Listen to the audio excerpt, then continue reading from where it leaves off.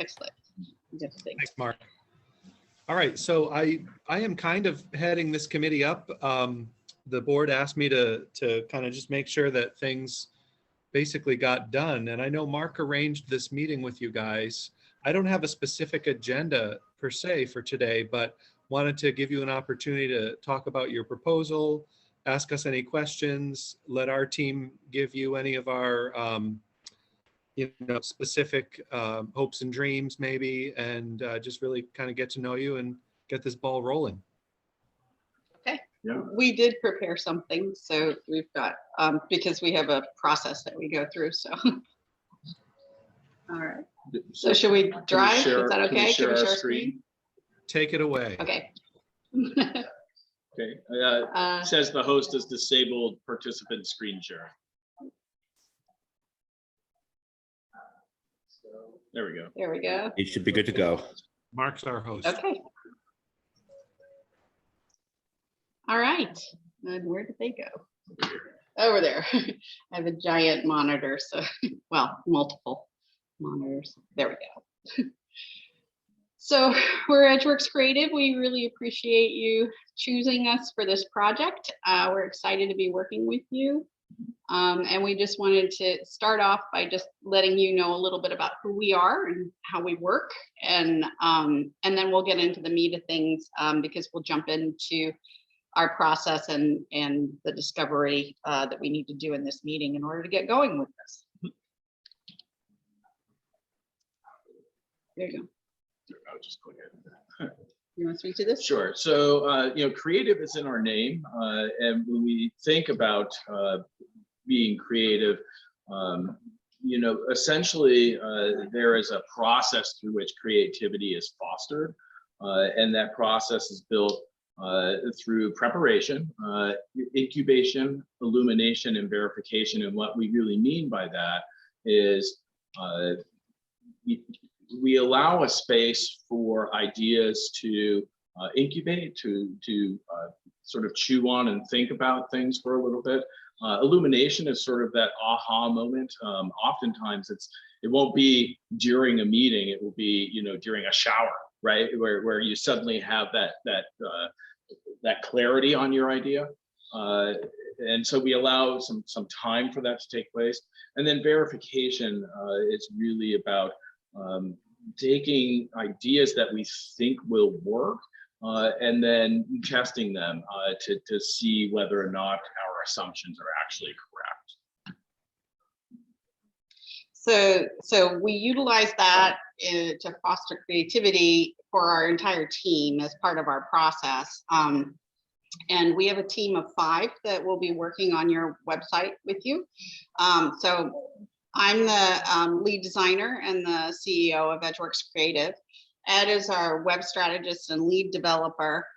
So when it comes to code, he's king. He's the one who understands it all.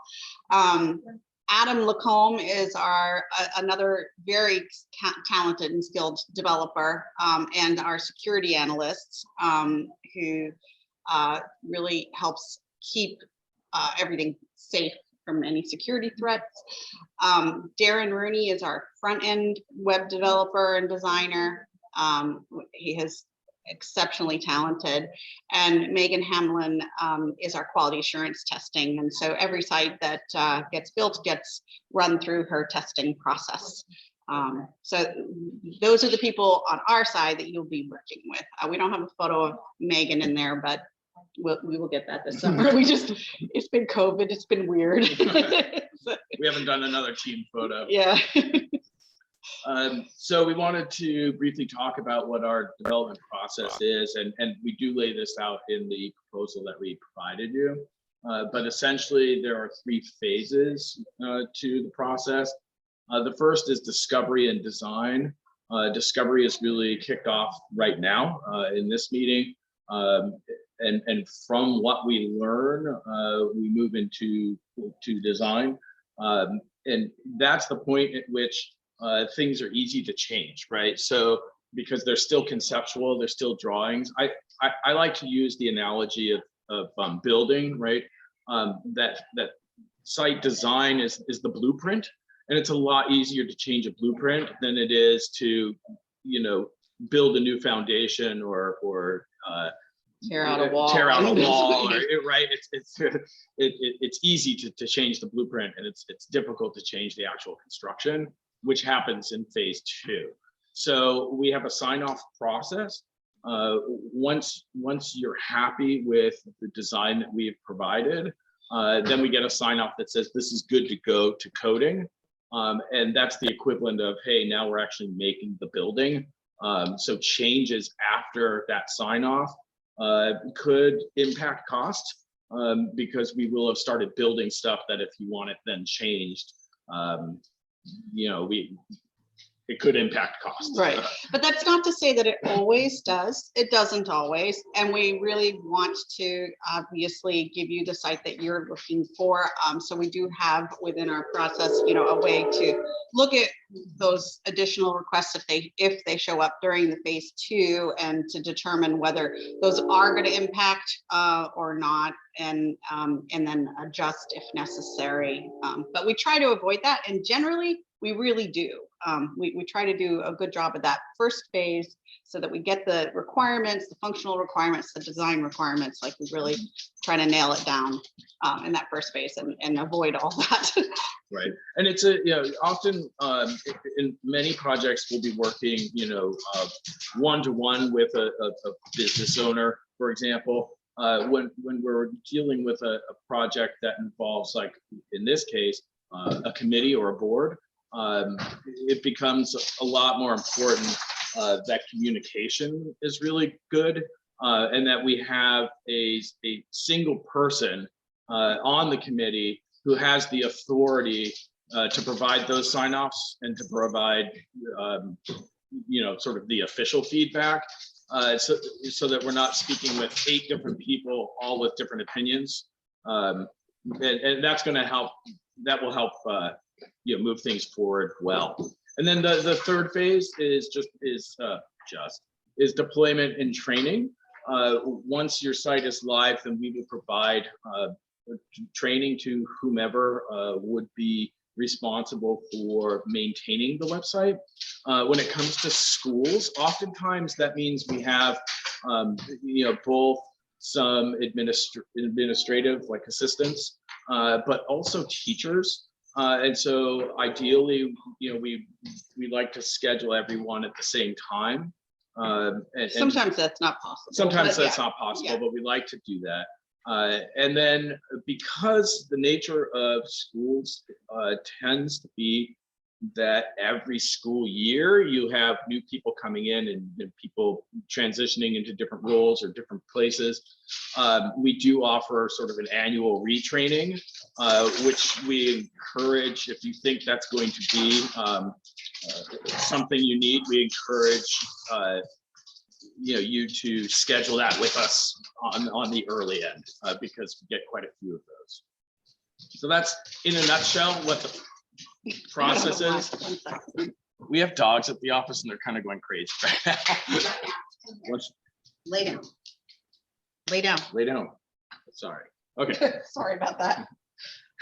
Okay, so every site we build is built on our own CMS, and the sort of bullet points on our CMS is we're really focused on ease of administration, right? We find that with a lot of websites, our clients come to us, they may have been on WordPress or ModX or Drupal or something like that, and they find, I don't know how to update, my widget, my theme, my plugin. And so what we like to do is remove those complexities from the end user experience so that you can focus just on your messaging and your mission, and not on the technicalities of the website platform. We handle those for you. We like things, we say, powerful, because we want you to have the tools necessary to manage your site, but not too powerful. And what we mean by that is we want to keep you coloring within the lines. So, we'll give you a set of for as an example, we'll give you a set of fonts that you're able to use so that everything looks consistent. No one's going to be able to go in there and choose magenta Comic Sans, you know, flashing yellow background, that sort of stuff, right? Yeah. Yeah. Fuss removal, that goes back to, you know, plugins, themes, modules, all that stuff is removed from your experience.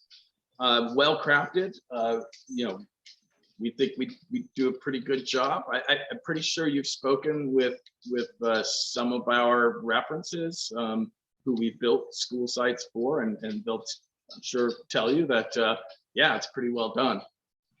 Friendly to APIs. Now, I know you guys wanted to use Google Single Sign-On, Google Calendar, Loom, Drive.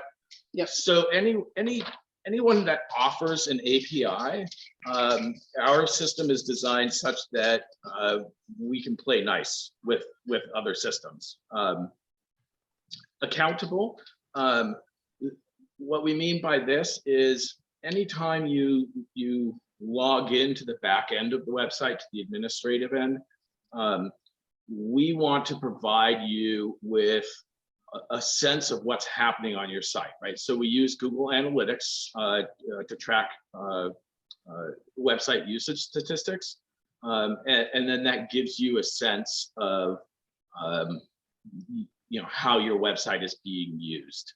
And protective, that's really about, you know, we stay on top of the latest in terms of cybersecurity, and all of the open source tools that we do use within our CMS.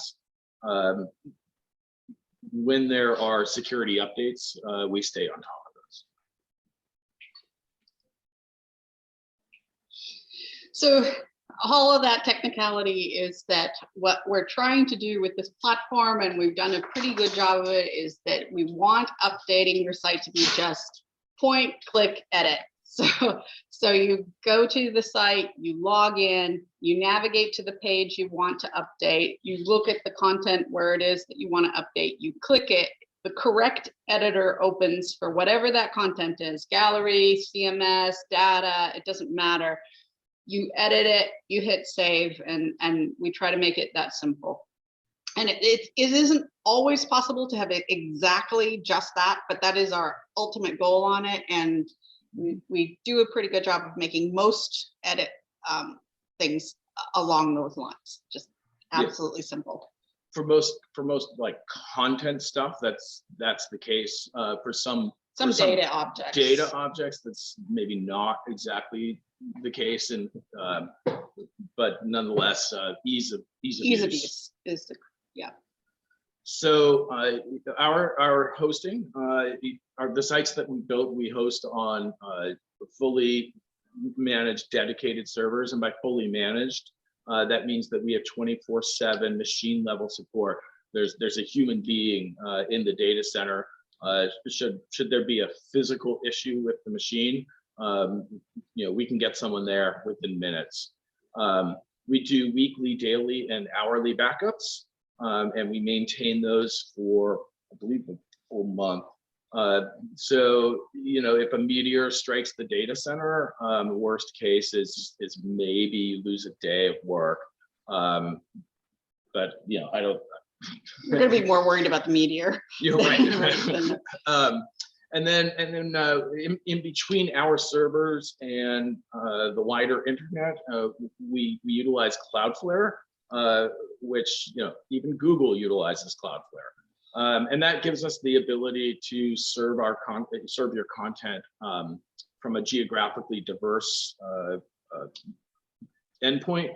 Which means, you know, if someone's in Texas and they're viewing your website because they're considering moving there, they're going to get served not from where our servers are, which is actually in Michigan, but from a data center in Texas, right? If they're viewing it from Vermont, it'll be probably New Hampshire or maybe Boston, but it'll be as close to them physically as possible. So that makes things go pretty quickly.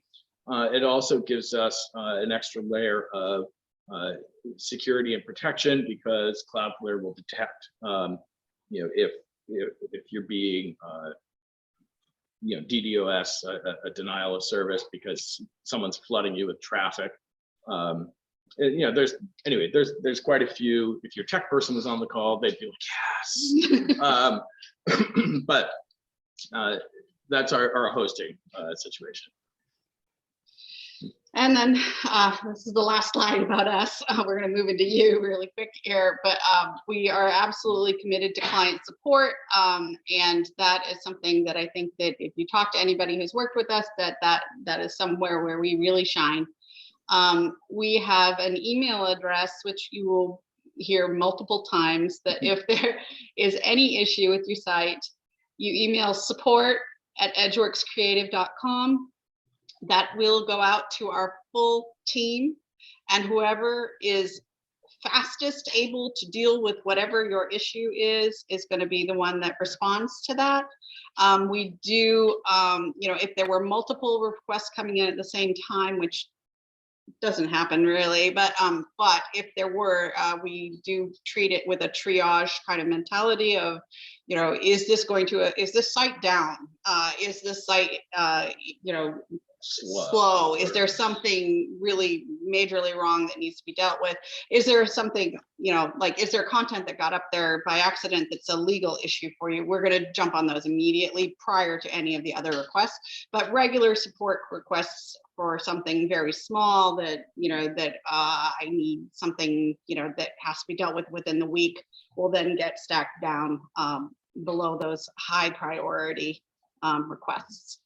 So support at Edgeworks Creative gets everybody, and we'll get that is the fastest way to get a hold of us, faster than even a phone call. So when a site goes live, we offer 90 days of free support. And what we mean by that really is what we have found over the last decade of doing this is that nearly all support issues happen within that first 90 days. And it's really about users being like, I know you told me during training how to do this, but I can't remember. Can you refresh my memory? Those are really the majority of things. And those all happen within those first 90 days, because once you become familiar with using the platform, then those questions go away. Now, the reason we do just 90 days and not, an entire year is because we try to keep our hosting, fees lower. I don't know how many RFPs you got, but I'm willing to bet that at least several of them had support contracts, in the $1,000 a year range. And so we really avoid that because we know that most support's going to happen in that first 90 days. And after that, then we'd just be billing you for the sake of billing you. And that just doesn't feel right to us. So we don't do it that way. Yeah. So the first 90 days are free, and after that it's hourly. So if there's anything that occurs, then you may get into a couple of hours, of support, but that's not going to end up totaling up to a whole ton of, and then moving forward year after year, you don't use it as much. And then also so the other thing that we get for support is feature requests, where we have the site, we've had it for 3 years, but now we want to add this, and that's easy to accommodate as well, and can be done hourly, or we can provide a statement of work. If it's something really major, we can prepare another proposal, but generally a statement of work covers those.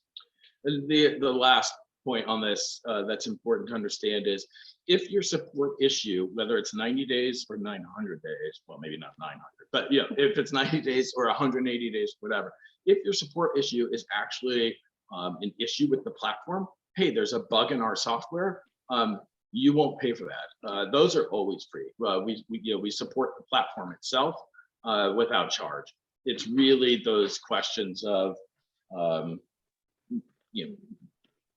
I guess people wanting to do something and they don't know how to do it.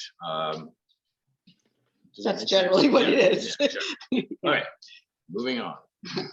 All right. To So you. let's talk about you instead. So we have the proposal, and so there are a few things on the proposal that I would love to have a little more information about the school itself, the schools and the district. I'm wondering if we just put down the presentation for right now and just. Oh, okay. Yeah, you went ahead. You have to stop share. So I'd like to learn more about your STEAM program and about your International Baccalaureate School programs, because those are key to Crystal. Sorry. To what we want to really feature on the websites.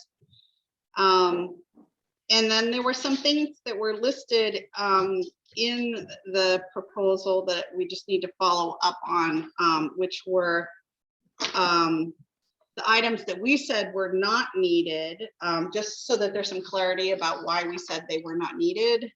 The interactive maps of the faculty, the e-commerce for the lunch program. It's not that those weren't needed, it's that those were optional. No.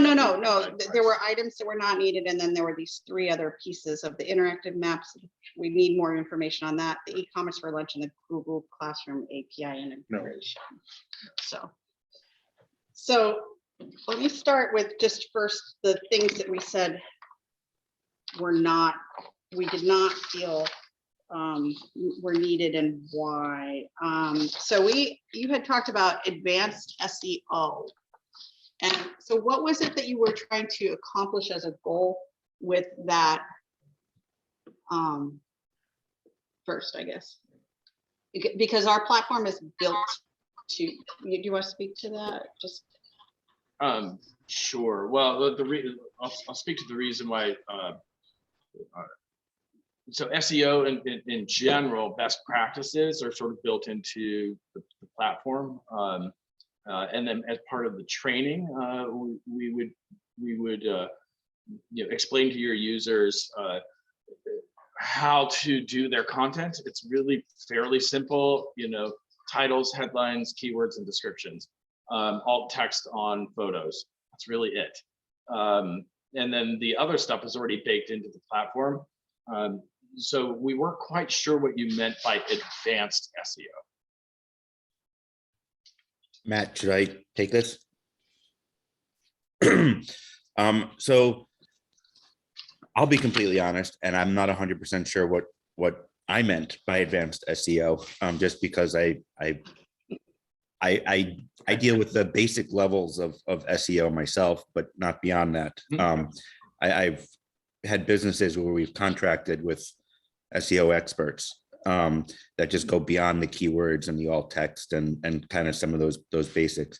I doubt very much we're going to need anything along those lines.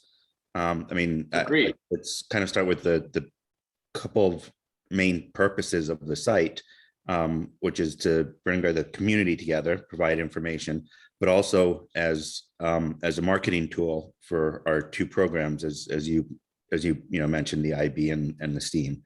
So I really wouldn't worry about the advanced SEO at this point. I think if we are, if we stay at the 40th item in a Google search, after a year, then we're going to have some concerns. But right.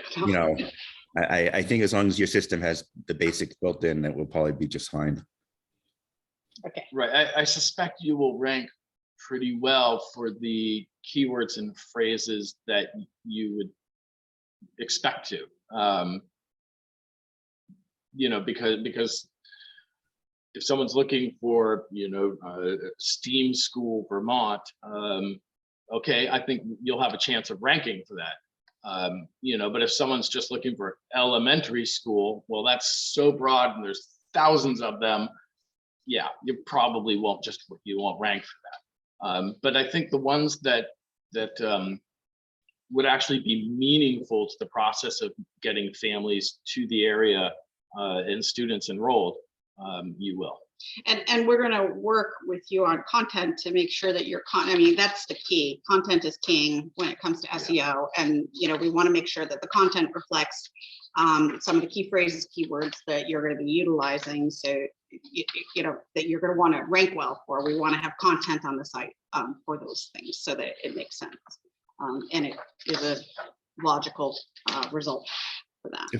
If I could just throw one thing in, I think it will be important for us to use keywords such as Mount Snow and Southern Vermont and Green Mountain. You know, some of the not education school related, but the area related that people may be searching for, so that we come up even if they're not looking specifically for you know, a STEAM school, etc. Okay, Right. so let's make sure on pages that we include that and get that in. That makes Thank you. sense. Yeah. Okay. The interactive maps of the facility. What did you mean by that exactly? What are you, when you're saying interactive map, what are you envisioning? I'll take this first, and then maybe Matt and Chad could chime in if they want. I think we were just thinking of, you know, a 3D type walkthrough. Our facilities are pretty small in relation to, you know, schools in general. I don't know that we really need any sort of interactive map. I think as long as we've got Okay, something. so it's a nice to have. Yeah, I personally, I put that pretty low on our priority list. Okay. Yeah, I mean, and this was another one that we had said, well, that's optional, because from our point of view, from the outside, we're like, I'm not sure this is really, you know, it might be a cost center more than anything. You know, For providing value, you know, for right. for the site. Yeah. And we appreciate that. I mean, I think one of the things that attracted us to your proposal was kind of the honesty that came through while reading it. So we definitely do appreciate that. Yeah, Just a quick note. we both come from struggling backgrounds, so we're pretty sensitive to that. Yeah. Guys, another note about the idea of the 3D map, that could be in the form of a narrated video as well. So it wouldn't Okay. necessarily Yeah. be, some That kind would of, make it much less expensive. yeah. I mean, it could be, you know, a first person selfie kind of, you know, cool walk through the kindergarten room, and here's the library, and you know, that kind of thing. Like a narrated tour could also be kind of cool. I love that, actually. I think that could be really fun. And yeah, and creative, and could add some, yeah, that's cool. We can add the interactive AI question and answer thing at a later date. Yeah, okay. AI. All right. The e-commerce for the lunch program was just mentioned, and but then there was no, like, I don't think you actually want a full e-commerce site, because that gets into expense that you probably, but are you using some online platform currently for your lunch program payments, or is this something totally new and you need recommendations, or what? So I can take that one, guys. We are not currently using an online platform. And in terms of e-commerce, really the functionality that we're looking for is the ability for parents to put money on an account, so they're, you know, for their kids' lunch. It's as simple as that. I mean, ultimately it might be nice to have, you know, the school store where you could go and buy swag and order swag for the school. But really the functional part that, I don't know, I don't recall if this was in the basic RFP, but I think it was one of our add-ons that we talked about. But the idea of parents being able to sign in, put money on their account, and be able to see a balance and the number of lunches their kids ordered that year, that kind of thing is what we're looking for. So right now, is that all managed by paper? Sure is. And Okay. it's cumbersome. Fortunately, breakfast and lunches are free in Vermont right now, so it's super easy. But it's not, I don't think it's always going to be that way. So yeah, and there's still snack. Okay. Parents buy the school snacks. So for us to build that functionality is, you know, that's a huge piece. It's not that we can't, but that's not something that we've already built for other schools. Most of the other schools we've worked with have used an online platform, and we could look at some of the ones that have been integrated and give you some feedback on that. That would be. Yeah, but I think we're not going to cover the details of this in this meeting today. So Yeah, this is definitely, if it's So something you're come back interested in having us provide a quote on, we can do that. yeah, but let's see if we can't get them a cheaper option that fulfills all their needs and Sure. works. Okay. Matt, Okay. can And then I the jump in Google for one API second on the launch? Yeah. Just two quick things. One, Matt, we had talked about the possibility that there's an e-commerce connection with Power School. So that might be one that we could look at. But also, I also would put this pretty low right now because lunches and breakfasts are free. And I know that the legislature is looking at ways to continue that after the Fed stopped providing the money. So I'd hate to jump into something that won't be necessary for us. So I would Right. Yeah. Right. kind of, Okay, so we're going to table that for right now. We'll deal with the rest of the site first and then figure that. Okay, sounds good. Okay, and then do you want to speak to Google Classroom API information? Yeah, so the Google Classroom API is actually not all that useful, frankly. I think you're better served just pointing people over to Google Classroom rather than trying to bring in the functionality of Google Classroom into your website proper. And that was just kind of my stance and why I put it down as optional.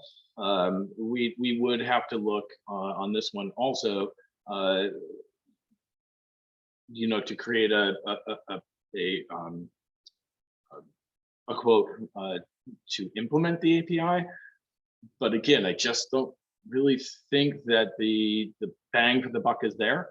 That doesn't mean you can't work with the Google tools and stuff like where we will integrate Google Drive, Google, like that, the other pieces that make sense, but it's actually the Classroom API. Yeah, the Classroom API doesn't actually allow us to do much. So I'm not sure it even makes sense to do. What was the functionality you were hoping for? Yeah, Matt. Yeah, I think I can talk to that, and then Mark, Chad, you guys may have some follow-up as well. But basically, I think what we're looking for there is, in a sense, kind of a student and maybe even a parent portal, where there could be a location on the website where it's geared towards students and the things that they need to get on and use, like you were saying, Ed, with links to. I mean, there's no reason to duplicate the functionality of Google. Exactly.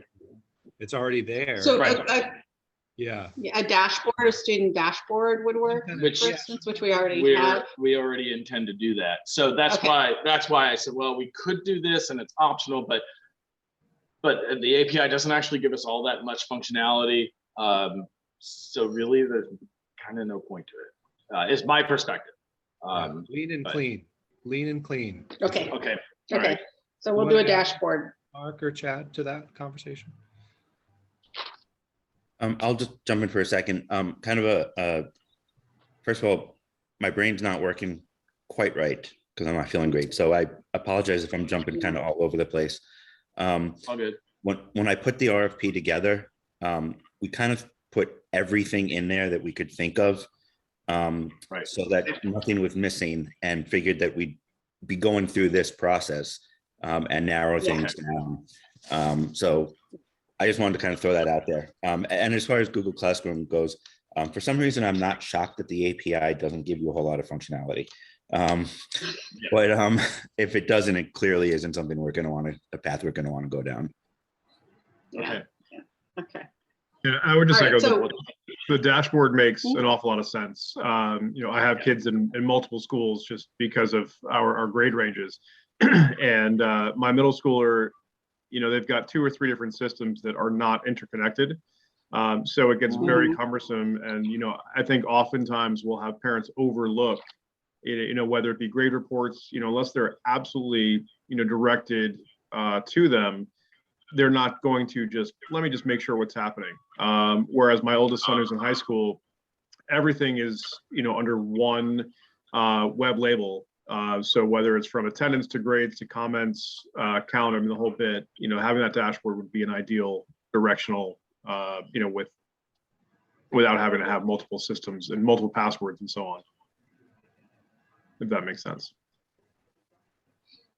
So Yeah, I mean, the there's passwords is an issue. right just because you can, unless like for example, Power School, if they allowed single sign-on with Facebook or Google, then a parent or a student could use that to log into Power School, but I don't think that's Right. the case. I think they have their own, right? So that part we can't really control. Sure. But what we can do is we can collect all of the appropriate resources for either the classroom or the grade level or the audience. A dashboard for community members, a dashboard for students, Sure. a dashboard for parents, a dashboard for teachers. That's the approach we would take. Yep. Yeah. I mean, as long as everything's, located under one header, Yeah. because again, with my little child, it's right. Oh, if I'm thinking about, I want to check on, her grade set. Now I have to leave entirely, there is no interconnectivity through the dashboard to be like, oh, right, I'm going to do, this is everything that pertains to that child. So I'm going to click here and, there you go, the door is open. I have to go and find the door, knock on it, open Right. it, and then figure out what's Right, happening. right. Yeah. So a well-designed dashboard should really make that process simpler, because as a parent, they'll go to the dashboard and be able to access everything that they're going to need. And if you find at a later date, there's more that needs to be added, more things can be added to the dashboard. So, yeah. Okay. So I started this by saying I wanted to hear about STEAM and your International Baccalaureate, and I really do. So let's go back to that. I just wanted to make sure we got those options cleared. Yeah, I can tell you a little bit about those programs. So essentially, when this board was formed and the schools were essentially, before that, they were isolated individual schools, and we came together as part of a process through the Vermont legislature called Act 46. You may have heard 41. of it. Oh, right. And That was 41. yeah, and so basically Wardsboro and Dover were similar schools in that we both operated a pre-K through 6 elementary school, and all of our 7th through 12th grade kids were tuitioned out to, they have school choice. So it was kind of logical that we come together, but the communities really wanted to have each school have its identity, and Dover had already started, actually Dover was already authorized as an IB World School. And so the Wardsboro community kind of went through a process to determine what they might like to identify with for their school focus. And they landed on the concept of STEAM, science, technology, engineering, art, and math, as their focus. So there aren't any other elementary STEAM schools that we're aware of in Vermont, but there are others around the country. And there are very few elementary IB schools. I think there are only 1 or 2 others in the state of Vermont, and they generally tend to be private schools. So this is the 2 kind of really rare, unique pieces of these schools that we really think it's important to showcase on the websites, and really make sure that people know that this is kind of like a nice little treasure to have in these wonderful little rural, tourist-oriented towns, that there are these 2 really different and amazing opportunities to raise kids here. So that was kind of the intent. The vision, I think, for the schools, for the principals, Tammy and I, is that essentially our school sites will be nearly identical, maybe with a different color scheme, but functionally pretty much identical. And the content, of course, would be different. Like the focus for the Wardsboro school will be a STEAM content, and the focus for the Dover school would be IB, but that structurally in the website, the presentation, the organization, you can almost get all that laid out, make a copy of it, call one Wardsboro, call one Dover, and start putting the content in. It's kind of how we're thinking about it, so that there's some unity among the design Yep. and consistency, but yet there's clear differences when you go to visit those two based on their focus area. Does that help you guys? Yeah, that's exactly how we're planning on approaching that. That makes sense. Because yeah. I was just gonna say, Matt pretty much said it. What we'd like is for users to be able to just take a quick glance at the page and know whether they're on a Dover site or Wordsboro site, whether it's, probably a color scheme or something, or the board site, the general district site, just so that everything looks the same, but you know what you're on just by a quick glance. Yep, that makes sense. Okay. Okay. So should we go into project planning now? Sure. We're going to go back to sharing our screen for just a moment. Quick question. Do we have a hard stop right at 11? Do you all need to leave immediately, or can we run this over a little bit or not? Because we can reschedule another meeting. I didn't think we'd get through all this in one. We're good to go. Okay. Keep going. I don't want to I'm make open assumptions. till noon. Okay. Yeah, I was gonna say we're good till noon. Okay, good. Great. Then we will get through it.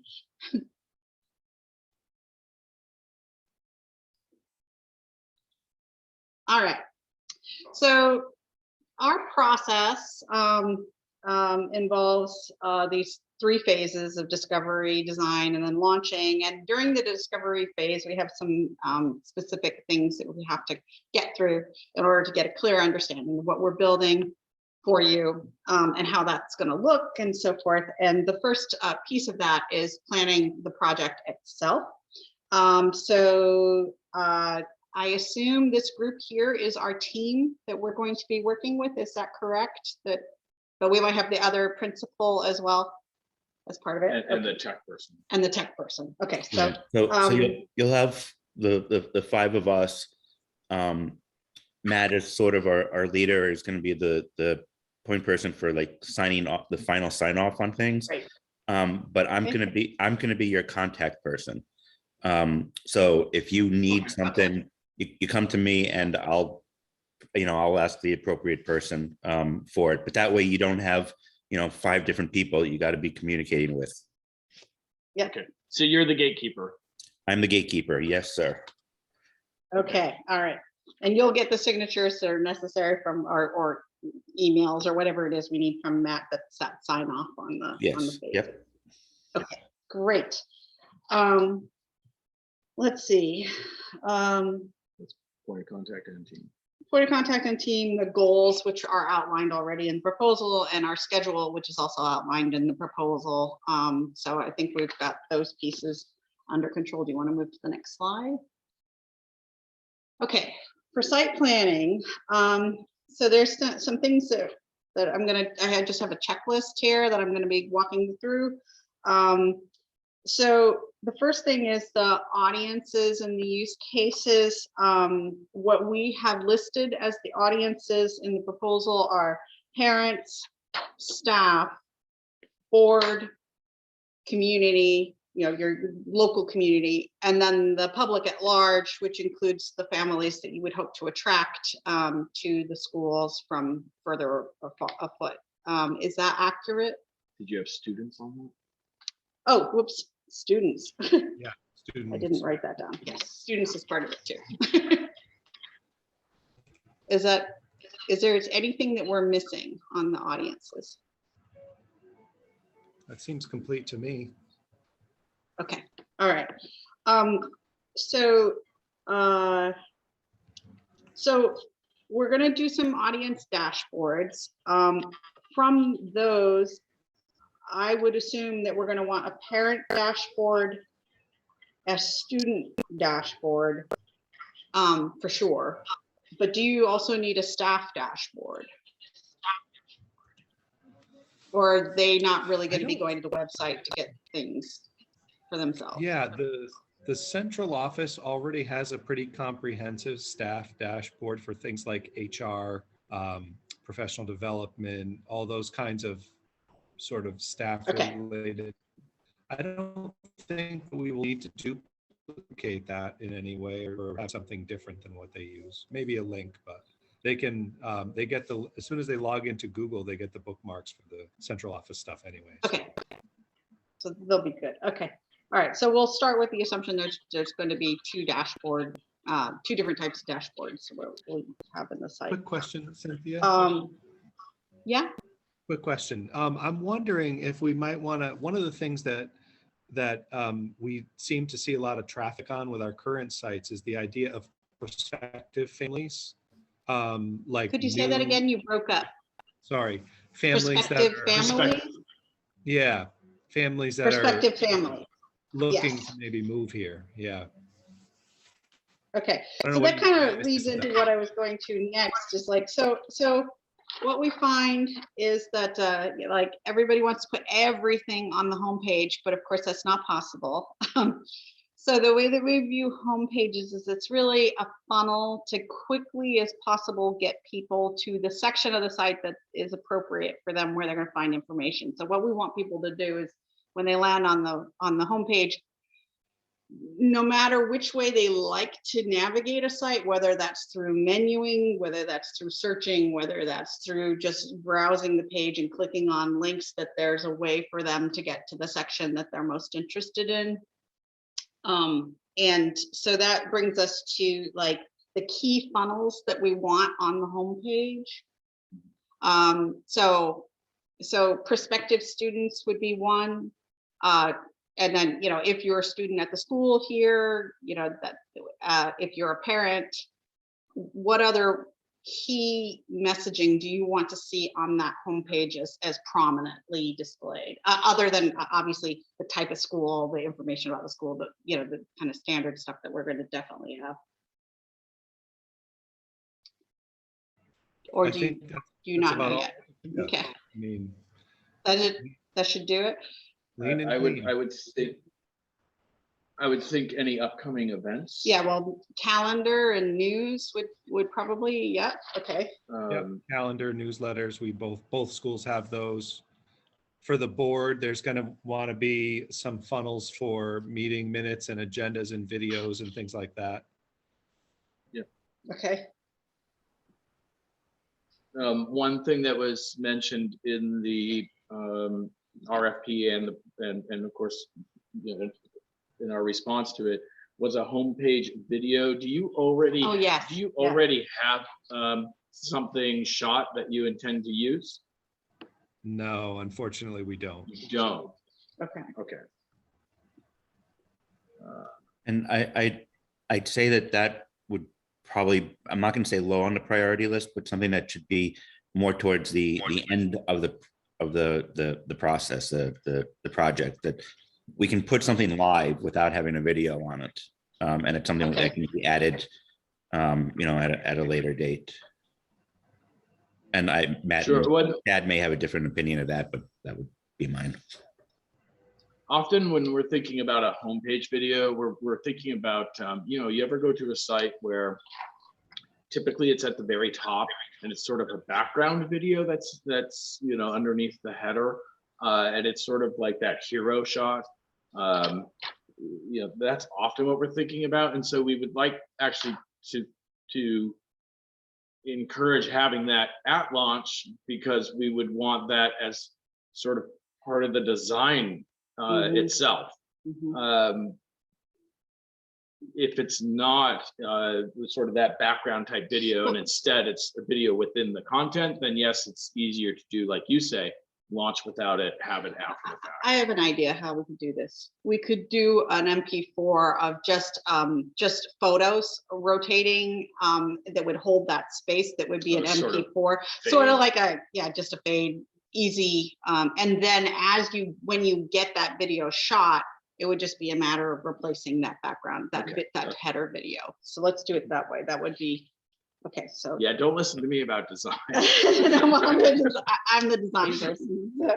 Let me just say, as Vermonters, you're well aware that internet access in the state is not the best. For example, Wardsboro has some of the worst internet access in the state. So we just want to make sure that, as Matt said earlier, this is kind of a lean Yeah. and mean site, so it Okay, yep. we're not delaying loading of important content. Yeah. Okay, that makes sense. And you know, and Cynthia, I like your idea as far as the scrolling picture set, you know, as a placeholder for now, because that also gives us a way to really showcase the STEAM versus the IB mentality, and then also with the district site to really highlight some of our teachers who don't get as much of that hero shot, shall we say, that they deserve. Right. Yes, yeah. Okay. So do you have image assets then that you'd be able to share with us? Yeah, we do. There are quite a few images on the current website in the gallery. You could see if there's something you like on the Dover website. And I think there's some on Wardsboro as well. And I think we have the originals of all those shots. So they'd be a better resolution, of course, than what's there. But yeah, there's probably several years worth of all different events, and there's some decent shots there. Awesome. Okay. I think generally when we do a school, Darren and I will make a trip out to the school as well and do shooting, but we're in COVID right now, and so that adds a whole different layer to things. I had mentioned, I think to Mark, maybe, I don't know if it's possible, but to arrange to do it like on a Saturday when there wouldn't be Yeah, it's students. just not as compelling without the students, but we should still be able to get some close-ups and some, you know, some reference shots and that kind of stuff. But well, it's also helpful to us if we're trying to convey a sense of place. Yeah. To have a sense of place, right? Yeah. So ideally, I would love to be able to head over to the school at some point before we get too far into design, if that's possible. Yeah, we could set that up, and we're allowed to have vendors in the building as long as you wear a mask and so on and so forth. Okay. Okay. So we could do that. The other thing we could do is if you saw something on one of the photo galleries that you liked, or if you wanted to send us a list of what kind of shots you're looking for, we can always kind of, you know, keep a camera around our neck and try to go out and find some of those images for you and send them and see if you like them. The ones, the action shots of kids working and stuff, teachers working. Okay. Matt, And you then might that want to brings turn up, off your video. I'm sorry, what was that, Mark? You might want to turn off your video. You're breaking up a lot. Oh, breaking up a bit, yeah. So that brings up another thing. Generally, when we do photos in a school, you know, there's a photo release piece to all of that, and so all the photos, you know, need to go. You'll need to do a review to make sure that any children represented in any of the photos that there's not any kind of issue with, you know, a parent not wanting their image on the site. So just as a heads up on that. Absolutely, for sure. Okay. All right. We talked. So keywords. Can I give you a little bit of homework? Could you, by the next time we meet, and we'll figure out when that is at the end of this, just do a little brainstorming on keywords for the school, the things that you would like to rank well for on key phrases, keywords, just so that we're sure to capture what you're envisioning. We'll give you feedback if we, you know, see something there where we're like, that's never going to happen. But most of it, I'm sure, will be fine. I'm particularly interested in the ones that aren't obvious. So he said Mount Snow, you know, that sort of list of not your primary keywords, because those will be able to figure right away. But the ones that are a little more place oriented, I suppose. Right, the ones particularly for prospective students, really. Yeah, that's where we appreciate your help. Yeah. Is there best practice for quantity of keywords? You know, you could just vomit out everything you can come up with, and then, you know, we will whittle down that list, you know, appropriately if need be. I wish you hadn't used the word vomit, but I do appreciate the sentiment. I'm sorry. So sorry. I'm sorry. Don't do it now. Uh, okay, we're going to change subjects here. All right. So that kind of brings us to content strategy. So with the site, we're going to place all the content to begin with. We'll be obviously going through your site and current sites that exist and pulling content. But then moving forward, there should be a plan in place of like who will be adding to the site content and you know, how you're going to handle that moving forward. Do you want to add to that? No. No? Okay. No. All right. So I guess that brings me to permissions and who has permission to edit the site. What levels of permissions you're wanting.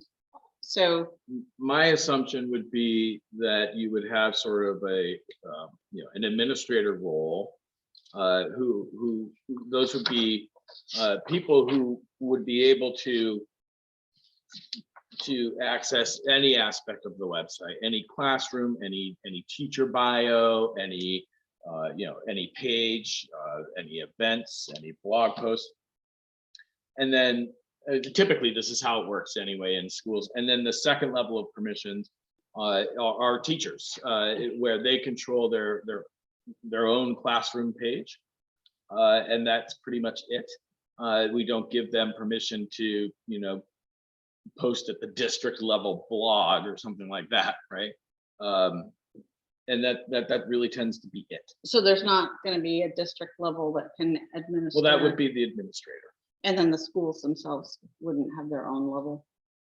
I mean, we could, that's a question. So, you know, does Wardsboro and Dover, does there need to be sort of a content firewall where someone from Dover can't administer stuff on the Wardsboro side and vice versa? I would say no. Can you guys hear? Okay. All right. Yeah, no. It's the same. We have the same tech person for both schools. So There it There is. we go. Okay. And Yeah. then I think Tammy and I would like to be able to edit anything on either of the school pages.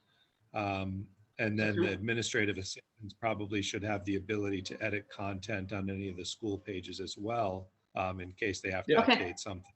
But other than that, what do you think about the board pages, Chad and Mark, in terms of editing, Yeah. updating? I think that's a good question.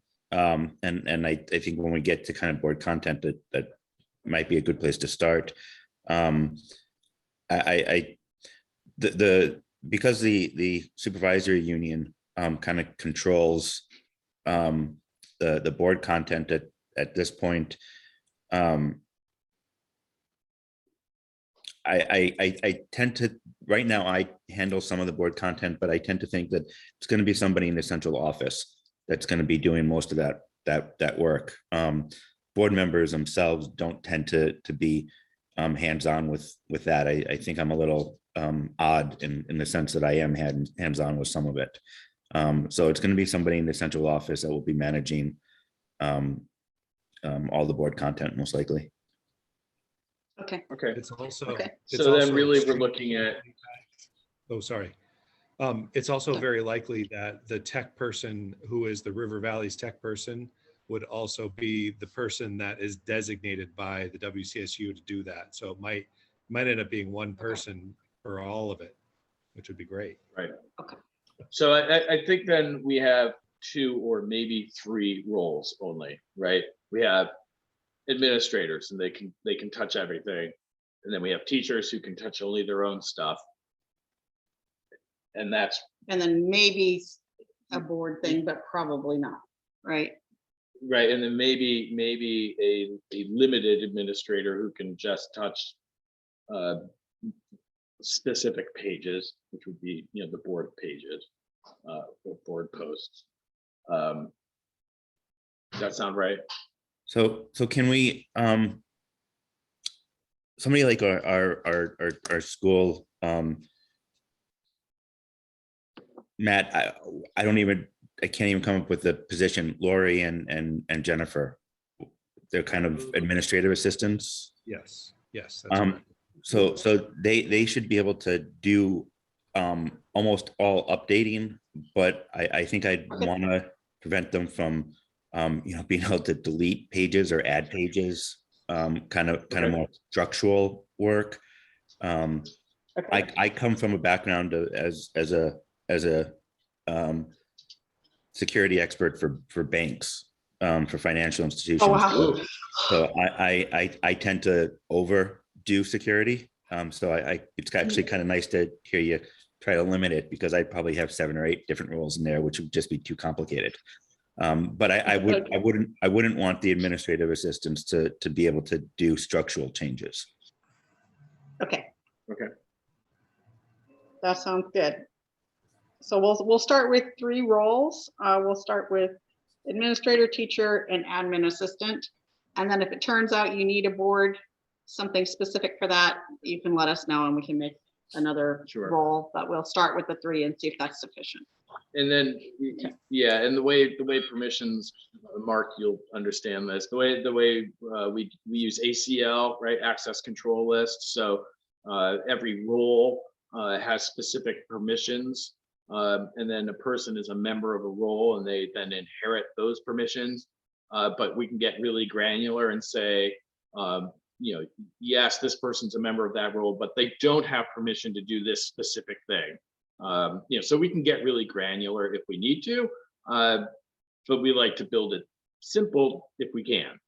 So Yeah, I mean, I think that both admins are going to want to take some of the workload of this from the principals who may have a higher permission list. So I think some of that granularity makes sense. And again, I think Mark being very protective, and rightfully so. But I don't know if that will hinder the role of the admin assistant, in our small schools, if that makes sense. well, if we find that it does, we can adjust. Yeah. Right. Yeah. Okay. Yeah. And I Okay, assume, but that gives us our starting point. I assume your system has logging of all access and. Yeah, we have an audit trail.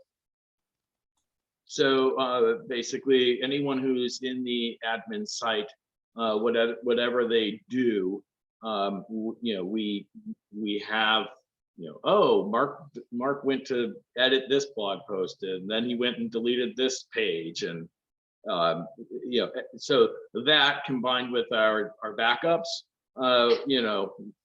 if you were a bad actor, we could both prove it and fix it. Perfect. That's what I like to hear. Okay. Yeah. Okay. All right. Okay. Site navigation. Here we're getting a little into design. Do you have any sites in particular that you've seen that you really like the way that those sites look or function as far as school sites? And that could be homework. Yeah, it doesn't have to be done now, but we would love your input, because if there's like, oh, I love the way that they handle this on this particular site, we'd love to know that. So if you just something to consider as we're moving forward, before we get really into the design phase of things. I think that definitely is good homework for us. And Okay. I'll just throw this one site out to you, the Dover School. Mm-hmm. While I'm not a fan of Google Sites, which is what it's built on, Matt has done a great job of kind of organizing stuff and providing information. I'm not as familiar with the Wardsboro site, but Matt really has done a really good job. So just take a look at it. I like the way he's done things. So I think it's a good example to kind of start from. Okay, of the organization overall. Right. Okay, Yep. great. full disclosure, it was out of necessity. It was just like, it was the site was literally broken when I arrived, and the tech person left in a huff because I wanted it updated. I wanted it, to reflect people that were, still there, not from having been gone 2 years ago. And anyway, it was not a good scene. So the Google site was what we had to default to, and that's why we're here with you today. Right. So we've done a lot of, redesigns from Google Sites. What we find is that a lot of schools have used it because it's free, Part of the Google part of Education Google Suite, right. Yeah, but then as time goes on, in general, they tend to get quite unruly and messy and harder to keep actually current, because it ends up being like a bunch of different little Google Sites all shoved together, and then the person that was editing this one part leaves, and then suddenly you're stuck with this piece that you can't. Well, that and some of the schools at least ended up in that position. the Google Sites platform isn't really a, let's say, high revenue producing piece of software for Google. So it's not exactly supported all that well, and it's not really updated all that great. And it looks old. It tends to look old in the, and actually, even when it starts out looking good, it typically doesn't take long before it doesn't. So hats off to you, Matt, for keeping it under, getting it under control. Yeah. All right. So speaking of Google, let's talk about Google Drive, Google Calendar, Google Analytics, and the Google single sign-on. sure. So for Google Analytics, actually, as homework, I'm going to send a request, or whoever's in charge of that. I'd love to have us added as a current user on the current analytics, just so we can get a sense of where your traffic is originating from now and how it's behaving, what's popular, what's bouncing really quickly, those sorts of metrics. When we go with the new site, I'm assuming that your current analytics would be what's called a V3. We'd probably want to update you to the latest analytics, which is it's a different paradigm. I don't know if raise your hand if you actually look at Google Analytics for the sites currently. I don't know that we have analytics. I'm pretty sure that we don't for either site. So you're going to be starting from scratch. Well, never mind. Okay, we're good then. We're all set. And You know what they say about assumptions. It's possible. I will All tell right. you, it's possible it's turned on the Dover site. I'll ask Derek and see. I think we did turn it on maybe a year ago or so to try to get a sense of what kind of traffic we were getting for interest in our IB stuff. Right. Yeah. I mean, that would be the reason to have it. Right. So I'll look and see. I'll be able to tell whether it is, and if it is, I'll in our follow-up email, I'll ask for that access. Okay. That's all right. Right. So the request for there was a request in the RFP, and we're willing to do it for the Google single sign-on, which would allow you to use your Google Workspace account to have access then to the website administration. In order to do that, there'd still be an administrative step, because essentially with Google single sign-on, anyone in the world with a Google account would be able to attempt to sign in. So you would still need to have a gatekeeper at the website side saying, yes, Matt is allowed to sign in, and approve that account request once. Yes, Chad can sign in. No, Mark can't sign in, because we've already established he's a bad actor. So that's really it in a nutshell for there is that one additional layer of complexity. But then once that's taken care of, then moving forward, So I think what you would find is every school year you would have to sort of go through a little round of that once. That would be it, typically. And then what was the other? Google Drive, Google Calendar. Sure. So are you guys using Google I apologize, I don't know this. I should. Are They you guys do have Google Calendar on the on the Dover side? Yeah. Okay. Yeah. Are you using it on both sides of the house? Both sites. yes. You are. Okay. Awesome. That's good. And then Google Drive. So the way we manage that, and I suppose we'd probably do 2 different Drive folders. Yeah. But Well, basically, 3 maybe with the school with the board. board. Yeah. okay. But basically, what we do is we set sort of a top level folder, and we say anything that's going to go on the website belongs in this folder. And then from there, if someone wanted to add, I guess a really good example, it would actually be for the board, right? So if the board needs to post their agenda and minutes, you would store them under the website folder, and then under that folder might be a board folder, and then agendas and minutes, right? And those Google Docs would go there, and then from the admin side of the website, you'd be able to select those as the linked documents pertaining to February's board meeting or whatever. It's really fairly simple. So, Yeah. Yeah, go ahead. oh, I'm sorry, Matt, you want to? No, go ahead. Just quickly, I'll get to the board stuff in a second. Going back to single sign-on. At this point, do you want to talk about domains? Because there are actually going to be 2 different domains that are going to need access. They're both Google domains or services. Yeah, what are they? You have wyndhamcentral.org, which is all the teachers, all the administrators. But parents don't get email? Okay, so it's all the teachers. It's everybody except the board. The board is wyndhamcentralboard.org. So yeah, so and it all gets a little bit more complicated from a permission perspective, just because we have 5 districts in the supervisory union, and we're just one of them, and we all use the same 2 domains.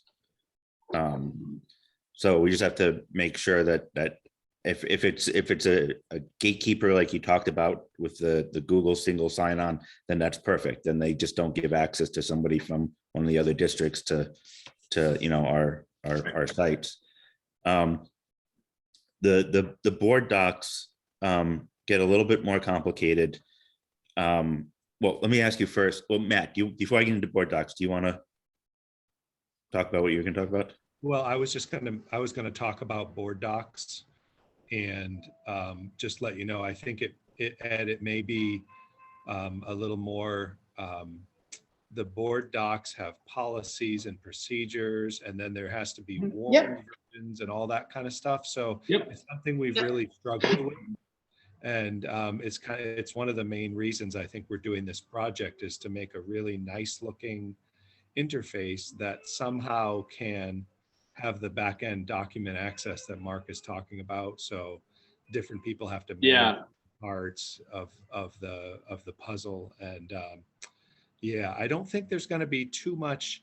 Now, I think Wardsboro uses uploaded PDFs for their newsletters. We just use Google Docs with open to the public for view only access sharing on ours, and we do links, but we're open to your suggestions on how to manage those docs and present those docs in a professional way as well. That's why one of the reasons we're doing this. So.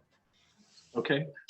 So a really good example would be the RVUSD.org site. So that's that district.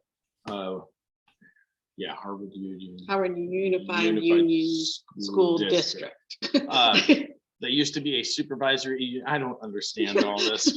They used to be supervisory, right? Now they're just unified district now. Anyway, they have a similar situation where they have multiple schools, multiple multiple entities generating documents that need to be public, and that they need to get linked from the website and everything. We'll use a similar approach to what they do, which is kind of how I've just described it. But we can have a little back and forth after, about this after this conversation. It sounds like we definitely want to follow up on before we design board documents page, like do another quick check-in and really get the nitty-gritty of how this has to be set up to make it work for you. But whether it's a plain Jane Google Doc or a PDF, either way is fine. And actually, we can do things where we can either just link to those documents, or we can use an embedded viewer. So it's really 6 half a dozen from our perspective. And in fact, you could go both ways, depending on how you want to do it. It's pretty flexible for how we manage that, and we'll walk you through that. Once it's set up, right? It's basically having the main thing is what we want to make sure is that that the documents themselves end up under a top level folder that is like, hey, this is the website folder. Yeah, careful, these are public things. Right. Rather than, I don't know how your documents are currently organized, but it really does have to be just a hierarchy that says at the top level, these documents are things that will be on the website. End of story. Because that's the sort of top level folder in Google Drive that we will target.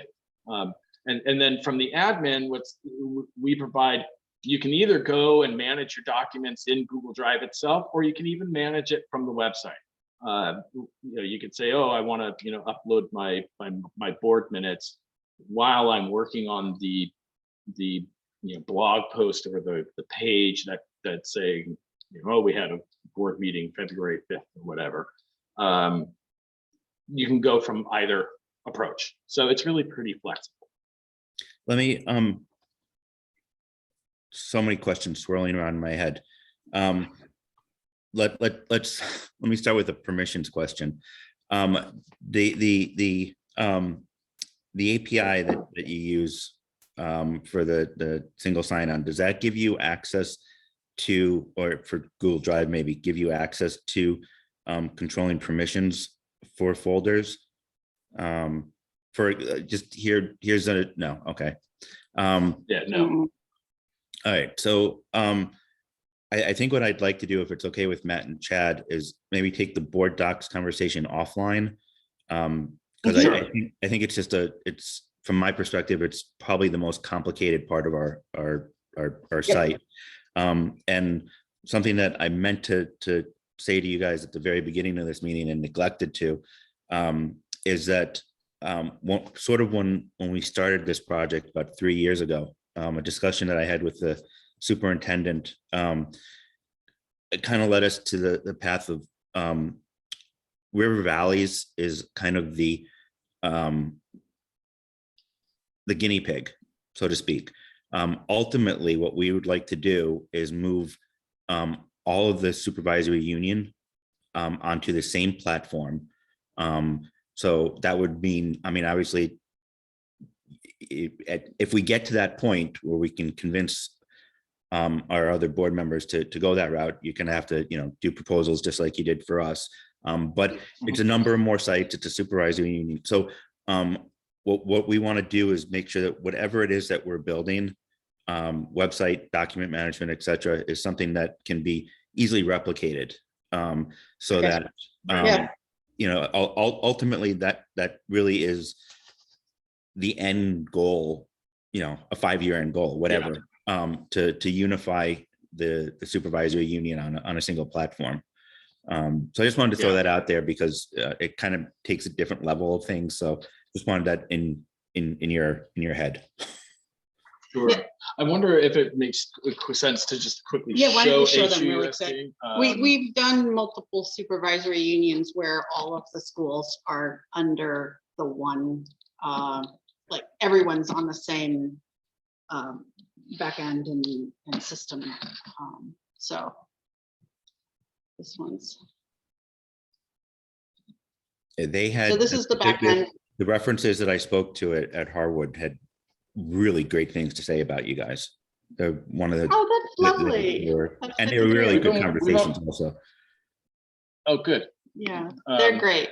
Yeah, we've been working with them for quite a bit. So as an example, just to show you, so here's the sort of administrative backend to Google Drive. And of course, it's like you need an update. I need an update. I'm sorry. Yeah. Okay, so this is, you know, the HUSD board folder, right? So at the very top level for them is an HUSD website folder. Underneath, they have these other folders, which they just create in Google Drive as they need them. And because they create them in Google Drive, they show up here, right? Or they could create a folder here directly if they chose to. I'm not sure how Shannon does it, or her Yeah. assistant.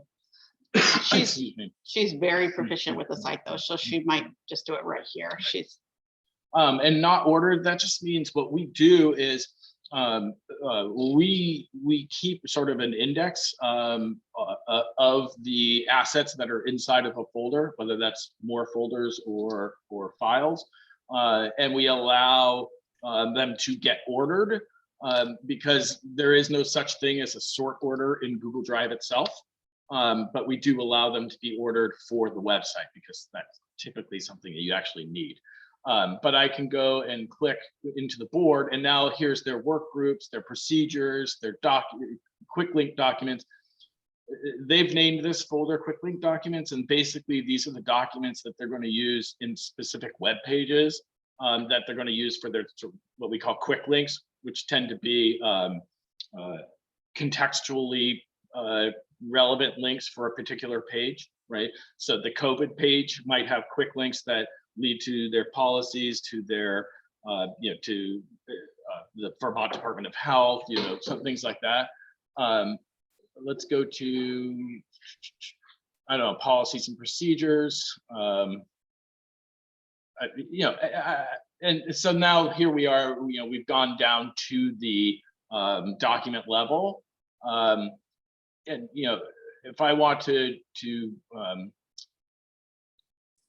edit this, I can change its name. I'm not going to, but I could change the title of the document, and it would change it for the website and for the document itself. and change it within Google Drive itself. Right. So anyway, this is basically this is what I'm saying is we have this ability, and then if we go to, I want to show them a page that would have. Yeah, let me go to the homepage real quick. If we go to the board, right, here's their agendas, minutes. So if we go to agendas, these are PDF documents, right? But they could just as well be Google documents. Right. And these are all built off of stuff that's in the drive, right? Whereas this is, website content, CMS content, this is all coming from their Google Drive. So anyway, basically we'll be able to work with you to make it happen, even if we don't have the answers on how it should be organized today. So yes, take it offline, figure out what's going to work best from your document management perspective. From the making it usable on the website, just everything needs to go under one top level folder. That we would have access to, and we will need an account. Typically we do no reply at, right, and basically that email account would need access to that folder, and that email account would also be used for sending out notices from the website. So for people who are like subscribing to a blog category, when the school posts about COVID notices, I want to get an email alert about that. We need an email address that we can use to then send out. Does that make sense? Yep. Okay. Yeah, typically and it's not monitored for replies or anything. It's a send only account, if that makes sense. Thus the no reply. Yeah. So we're classroom pages. Do you want to talk about classroom pages? I mean, Is there I anything- kind of want to. Go ahead. So I guess for classroom pages, typically, this is different for every school that we've dealt with. Do you want to stop sharing? Yeah, let me just stop sharing. 'Cause, so classroom pages, every school tends to do these differently. Yeah. And we'll see what you guys come up with. But generally, teachers would have sort of an introductory descriptive text of what maybe their goals are, their learning objectives. They may have a typical, like, here's my typical schedule. I don't know if students in your schools stay with the same teacher all day, if they're switching teachers throughout the day. If you have teachers that are specific to a subject, or if they are for the grade level, right? So Or team teaching, like what Right. is your situation in your school? So generally, can you guys hear me okay? Mhm. Generally, we have one classroom, one teacher, and some of our classrooms have 2 grades in them, but it's still one classroom, one teacher. Oftentimes Uh-huh. there is a paraprofessional. There are a couple of those in the district as well. Very few of those. So most teachers that have any kind of teacher class page, it tends to be more like a dashboard for their students, really. Mhm. Giving them a link to their Google Classroom and other things that they might need to access their work. Maybe a little bio and a picture. Education would be nice, where they went to school, any things they coach or sports that they do, or maybe interests might be nice to be informational to people that visit the sites as well. Okay. So pretty much kind of an open CMS, allowing teachers to put what they think is relevant. Or do you want it more controlled where there's actual data objects and we keep everybody under the same, okay, Yeah, data I'd like it to objects? be pretty consistent, like a template for it would be nice. So it's very Okay. easy.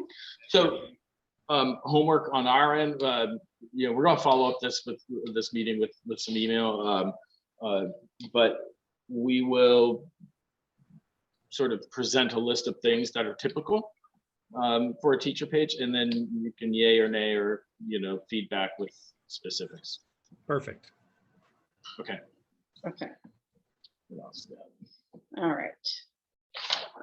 So it's classroom pages. Ed, before I forget, can you do me a favor? Can you, when you send out that email, can you include the slides that you Yes. Yeah. Just From a- today. Yeah, just a PDF of them or whatever. Yep. So we have them for our record. Yep. And Sure. and can share them with our other board members. Yep. Okay. Thank you. Okay, so are there any technical requirements that we need clarification on? I think we've got that. Not yet. Oh, yeah, okay. That might come along as we move along. The site map overall, do we want to pull that up from the proposal is there, but we need to share again. The page. Is that it? Yes. Yes, okay. You might need to shrink it down a little. Oh, yeah, just. Okay. Jiminy Cricket. Sorry, getting there. Well, it is. It is. Yeah. Deja vu. Okay, so I don't know if this is. We might need to zoom a little bit and then just scroll down. So, There there we we go. go. Can you see now? Okay, so this was the site map as we proposed it. It's not set in stone. If there's feedback that you need to give us about anything that we've missed or anything that we somehow didn't consider or flesh out in the way that you feel it needs to be. This is obviously not down to every single page in the site. It's the overarching structure. Could you, between now and the time that we meet again, review this again and give us any feedback that you might have about how we've structured this and if this is what you were envisioning for the site map? This was, I think, it's page Page 14 of the Of the proposal. proposal. Once we have that nailed down, what we'll be doing as we build the site is that we create a spreadsheet that it'll be a Google sheet that you have access to, that we put each page, we really flesh out every page of the site that's going to exist. And as we're building it, we will start indicating, that it's in process or that it needs approval or their statuses. And at the point where we have enough of it in process and built, we will then, share that with you and have you approving the pages. But that won't come for a while. That'll come once we have the development site up. So that's, further down the road. But that is something that we do with you in order to get clarity on pages and get approval on pages before we go live. Hey, Cynthia. Yeah. Yeah, just a quick note. This is really just kind of a qualifier, but I don't think, I'm sorry, I think this is true for Wardsboro as well, but I can tell you that we are not married to the structure of the current site for the Dover site. So I'm really looking for you guys to come in and say, hey, this is a structure we think would be a good fit for you. And then that we'd like to see both school structure be pretty much the same, with maybe the focus being a little different for STEAM and IB. But basically the structure is completely open for your recommendation, because we want to trust the experts on this. Awesome. Okay. So then I will also add on our homework that we will do a review of the structure and just make sure, and if there needs to be updates, we will send you a revised if needed. You guys okay with that, Chad? Okay. Because this reflects what they currently have. Right. Yeah. Right. So our Revised site. typical process when we're doing a proposal, if it's a redesign, is we look at, all right, what's the current content? How do we represent that? Are there new things that we think belong there before we take anything out, right? And so I think this probably comes really close to what you currently have, maybe with some additions, but it definitely wouldn't have been organized differently. Yeah. Okay. So we will. That's something we will do. All right. Great. Thank you. Yeah, I think Matt said it pretty well. You guys are the professionals. You're working with some of the content, but as far as the website goes, we don't see this as a redesign. We see this as a start from scratch. So let's build it right, and go from there. Okay. That sounds good. All right. We're getting there. We're almost through the list here. This is so visual design. That's just another slide, but it doesn't really do anything on there. But if you want to go to the PowerPoint, for the Google slide. So do you currently have mascots, colors, any branding elements, any of that for the schools currently? Taglines, anything? Yes, I think so. I think all of those are reasonably well represented on the current websites. you can find Okay. logos and things like that. I think we have high resolution logos available. I'm sure I do for the IB logo for Dover. I don't know about Wardsboro, but we could certainly look into that. Yes, if you could provide any high-res branding assets that you have would be appreciated.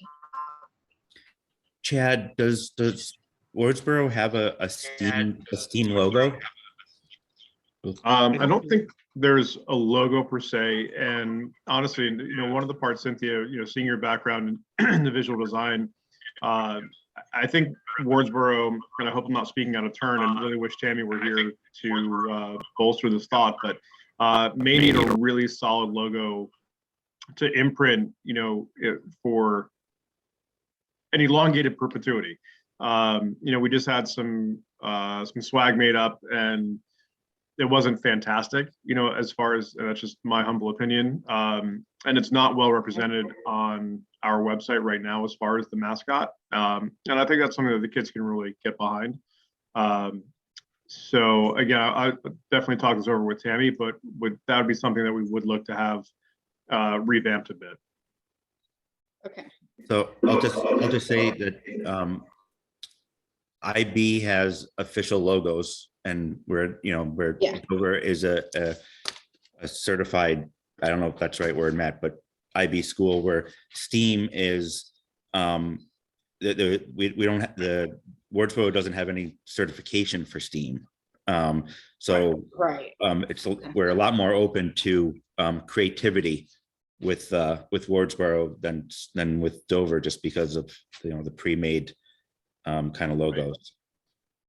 Yeah, well, also you want that represented. I mean, that's the selling point on Absolutely. that, so that makes sense. You definitely want that consistency. So Okay, from a very simple statement, Dover has a logo, Wardsboro needs one, and River Valley needs one.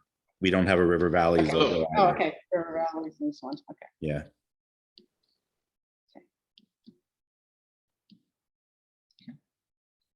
Okay. We got jams to this. Yeah, I know. We're oh no, we're good. We're good. So you just, do you want to speak to Sure. those two? Any design we create will be a responsive design. I think in the RFP there was the mention of a mobile site, just not necessary. So a responsive design is one that responds to the device viewing it, whether that's a large screen TV, a desktop computer, laptop computer, tablet, or cell phone. The design is done in such a way that as the screen size shifts, so too does the layout and the content in order to fit the device appropriately. And then accessibility, we'll be aiming for WCGA level 2, which is really highly accessible. Part of maintaining that accessibility is actually is the content itself, and our CMS provides an accessibility checker. So when you create content, you'll be able to actually check it and find out, so you're creating your content for the page, you check it, and it's like, oh, Are you going from? you don't have alt text on the image that you added, right? Okay, well, now I know that as a user, so, and that's part of the training. We'll show you how to do that. And go ahead. Two quick things. And this is just a personal opinion of mine. I want a menu on the site for desktops and laptops. I'm not a fan of those, even the desktop versions having the 3 lines or whatever it is. I want a menu visible. Hamburger menu. Hamburger menu. Yeah, Yes. yeah. We will have a hamburger menu on mobile, because when we start taking that real estate down so far, but on the larger formats, we will include an actual menu, not just a hamburger menu. Yeah. Great. And the other thing in regards to accessibility, like whether you just use a widget or something from from Google Translate, I'd like to have multiple languages. The site be. Multiple languages, we actually fall back on relying on the viewing device to provide that functionality. So if the local language on my phone is Spanish, and I visit an English site, then my phone would offer the opportunity to translate it into English.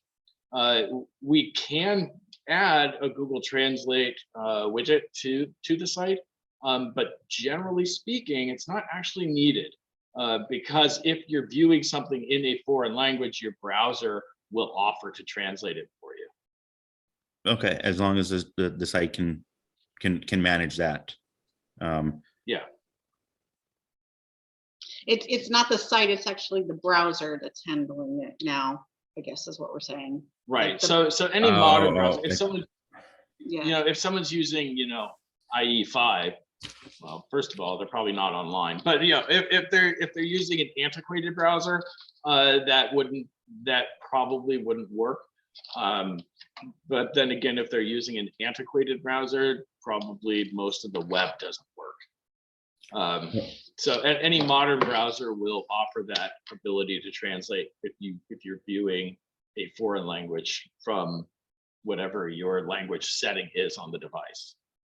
I'd like to at least consider having the ability to manually choose a language. I think from an accessibility standpoint, and just from a perspective of equity, I think that's Okay. important. Okay. All right. So content, we did talk a lot about content earlier. So we talked about the photos and videos, and that you have content already, that we're going to bring the content over from the current site. But obviously with changing the site map, we may need to do some rewriting. Do you have either someone on your team or in the schools that will be like, if we find we need to rewrite content in order to handle the switch from one site structure to another, is there, like, will you give us permission to go ahead and rewrite it the way we need and then run it by you? Or do you want us to say we need to have this rewritten, so therefore here's the person that we should be in contact with and give this content to them to rewrite it? What would you prefer?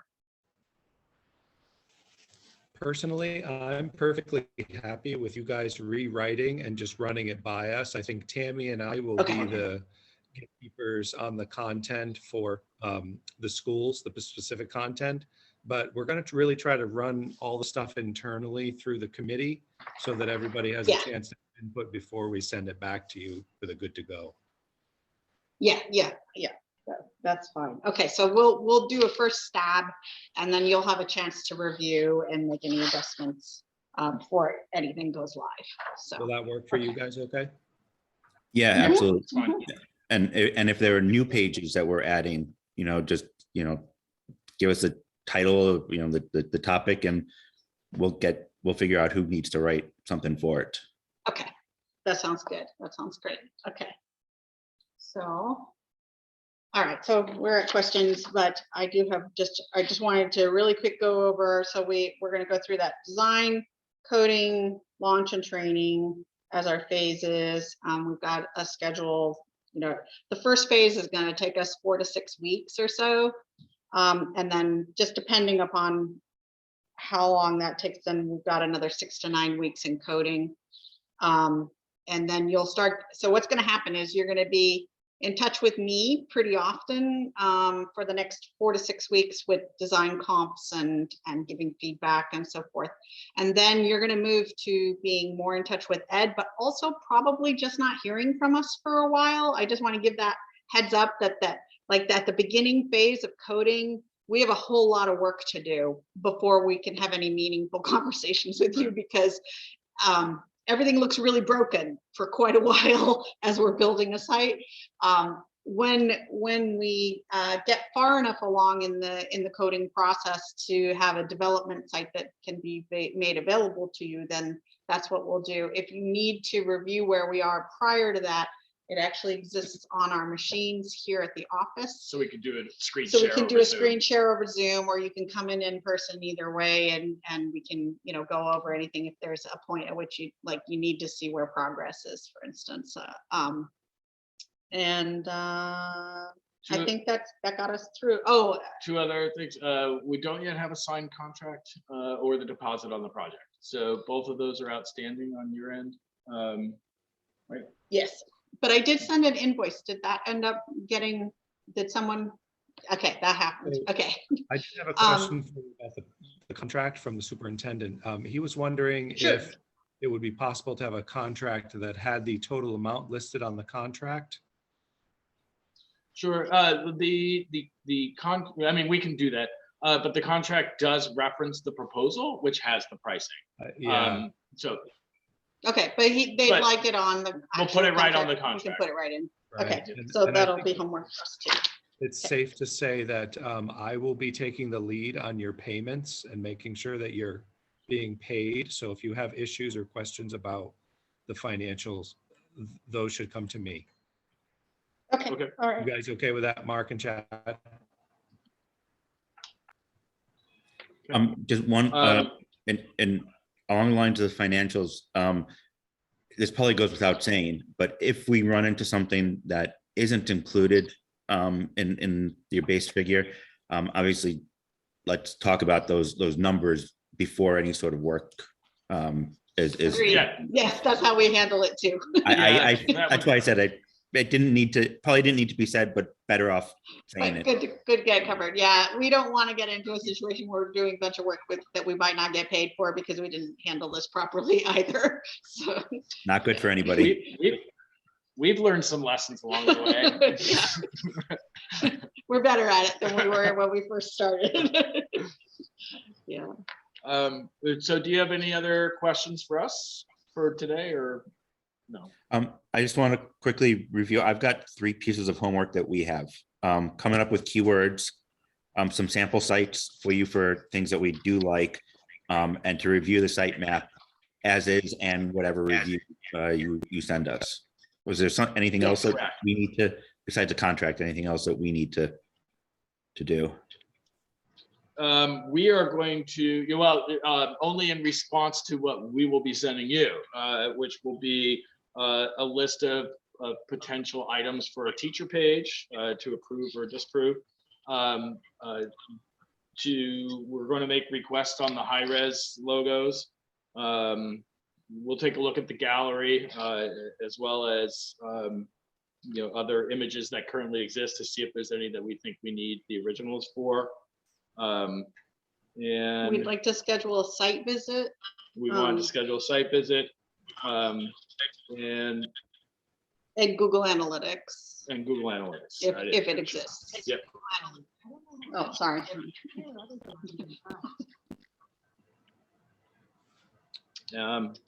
Yeah, so I think that's pretty much it. But we'll follow this up probably by the end of the day with with action items, questions, and things like that. Sounds good. Okay. Thank you all for your time and thanks again for choosing us. We know that you had several options and we're really pleased that you've opted to work with us. So.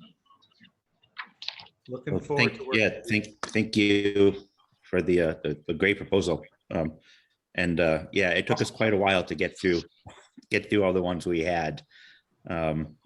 Yeah, I'm sure. And they're not apples to apples ever. No, No. not at all. And answering an RFP is never easy. It's a little bit blind.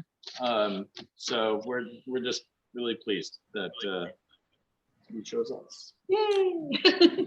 And we're pleased to be working with a Vermont company. Yes. That matters, Yeah. I think. I guess I think we may say it in the proposal, but I mean, our commitment is to Vermont and to hiring Vermont people. We do not outsource anything outside of Vermont. We only have Vermont employees, and our point is to make jobs in Vermont, good jobs, livable wages, and all that. So, That's great. And we're glad to be a small part of that. yes. Yeah. Great. All right. Thanks so much, Thank guys. you. Take care. Okay. Thank you. Cheers. Be in touch. Bye. Bye-bye. That went well. It did. I like their attitudes. I like their organization. They clearly, clearly go through this. This isn't their first time on, going through this rodeo, or whatever the saying is. I took some notes, which I'll share with you guys and try to get some